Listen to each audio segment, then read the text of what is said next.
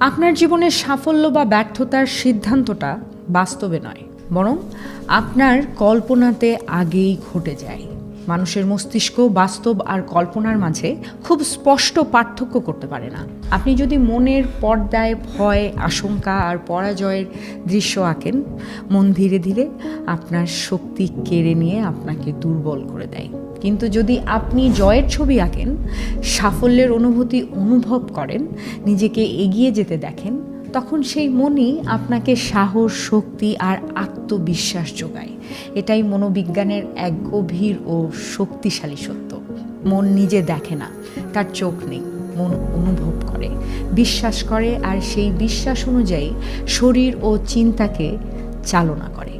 আপনি মনকে যে ছবি দেখান, যে গল্প শোনান, মন সেটাকেই বাস্তব বলে মেনে নেয়। কোনো ঘটনা সত্যি ঘটেছে নাকি কেবল আপনার কল্পনা